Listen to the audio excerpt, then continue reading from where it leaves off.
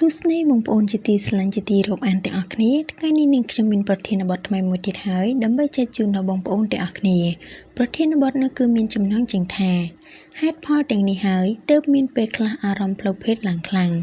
មុននឹងយើងចូលដល់អត្ថន័យក្នុងប្រធានបទនេះសូមបងប្អូនទាំងអស់គ្នាកុំភ្លេចចុច like subscribe និងសញ្ញារូបកណ្ដឹងដើម្បីទទួលបានវីដេអូថ្មីៗបន្ថែមទៀតពី Channel YouTube របស់យើងខ្ញុំគ្នាយើងខ្លះធ្លាប់សម្គាល់ខ្លួនឯងទេថាហេតុអ្វីចេះតែមានអារម្មណ៍ចង់រួមភេទញឹកញាប់ការមានអារម្មណ៍ចង់រួមភេទគឺមានលើមនុស្សយើងភាគច្រើននៅពេលឈានដល់ពេលពេញវ័យហើយរឿងនេះជាធម្មជាតិរបស់មនុស្សយើងតែប៉ុណ្ណោះនិយាយរួមទៅចំណងផ្លូវភេទគឺជារឿងធម្មតាសម្រាប់មនុស្សយើងតែក៏អាចមានកត្តាមួយចំនួនធ្វើឲ្យយើងមានចំណងនេះកើតឡើងដែរ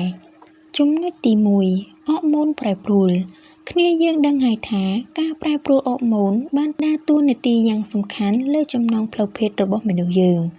នៅពេលកម្រិតអរម៉ូនតេស្តេស្តេរ៉ូនកើនឡើងអាចធ្វើឲ្យយើងមានចំណងផ្លូវភេទដូចគ្នាដែរអ្នកដែលបង្ហាញកាយវិការចង់រួមភេទគឺកំពុងមានកម្រិតអរម៉ូនតេស្តេស្តេរ៉ូនខ្ពស់ដែរ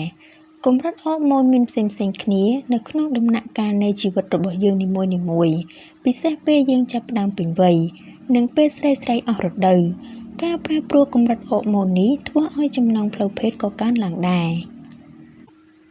ចំណុចទី2អាហារជាក់លាក់មួយចំនួនអាចជួយបង្កើនចំណងផ្លូវភេទរបស់មនុស្សយើងបានអាហារទាំងនោះមានដូចជាផ្លែបឺរស្វាយខាត់ណាខៀវនិងគ្រាប់អាល់ម៉ុនជាដើមសុទ្ធតែមានឥទ្ធិពលទៅលើចំណងផ្លូវភេទរបស់យើងការញ៉ាំអាហារទាំងនេះជាប្រចាំអាចជួយបង្កើនចំណងផ្លូវភេទចំណុចទី3គ្រឿងស្រវឹង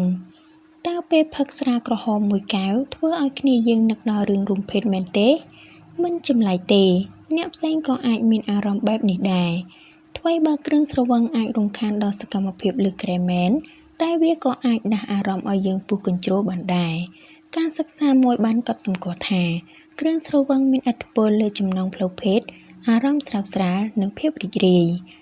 ចំណុចទី4វដ្តរដូវសម្រាប់ស្រីៗវិញអារម្មណ៍ផ្លូវភេទអាចកើតមានឡើងដោយសារការប្រែប្រួលអរម៉ូននៅក្នុងវដ្តរដូវ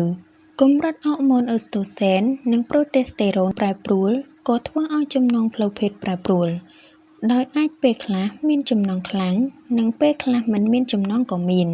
ស្រីៗអាចមានចំណងផ្លូវភេទខ្លាំងនៅពេលអាចបង្កកំណើតបានក្នុងវដ្តរដូវរបស់ខ្លួនការនេះមិនមែនអ្វីដែលត្រូវខ្មាស់អៀននោះទេតែវាបានបញ្ជាក់ថាស្រីៗយើងមានសុខភាពប្រព័ន្ធបន្តពូជល្អទៅវិញទេចំណុចទី5ទើបមានទំនាក់ទំនងថ្មីៗជាការពិតណាស់ការទើបមានទំនាក់ទំនងនឹងគ្នាថ្មីៗពិតជាធ្វើឲ្យយើងមានអារម្មណ៍រំភើបនិងតែងមកជាមួយនឹងអារម្មណ៍ចង់រួមភេទជាមួយដៃគូដែរដូចគ្នាដែរវានឹងកាន់តែងាយមានអារម្មណ៍ផ្លូវភេទនៅពេលដែលដៃគូទាំងពីរនៅជិតគ្នានៅពេលបន្តបន្ទាប់ចំណុចទី6មានផ្ទៃពោះការមានផ្ទៃពោះអាចនឹងផ្ដល់នូវរឿងប្លែកៗដល់ស្រីៗគ្នាយើងដែរក្នុងនោះក៏អាចធ្វើឲ្យស្រីៗយើងខ្លះមានចំណងផ្លូវភេទខ្លាំងដែរដែលនេះក៏បណ្ដាលមកពីការប្រែប្រួលអរម៉ូនពេលមានផ្ទៃពោះនេះឯង